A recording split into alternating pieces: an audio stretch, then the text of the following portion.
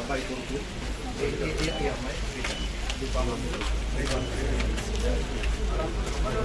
అన్న కొంచెం వెనకరండి.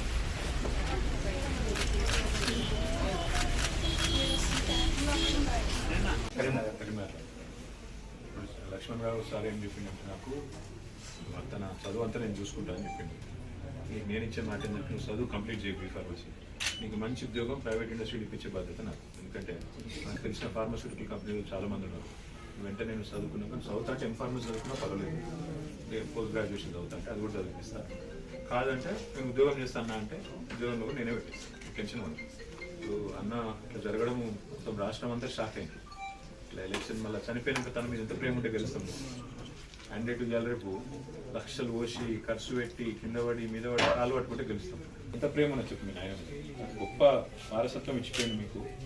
నాకు తండ్రులు తాతలు ఇచ్చేటి గదే గొప్ప పేరు వారసత్వం. మేము మిగతా వాటికి మేము ఉన్నాం అందరం. అర్థమైందా? మీ చదువు మీ ఉద్యోగం రెండు నా బాధ్యత. లక్ష్మణ నా మా ఇద్దరు బాధ్యత. ఎంత ఫస్ట్ ఇయర్ సెకండ్ ఇయర్ అన్నా? Third year, no problem. ఒకవేళ తను ఎంఫార్మసీ చదువుతామంటే చదివిస్తాను. లేదు బిడ్డ లేదు నేను అన్న నేను జాబ్ చేస్తా నాకు ఎందుకు అనుకుంటే నువ్వు జాబ్ కూడా నేను పెట్టిస్తాను.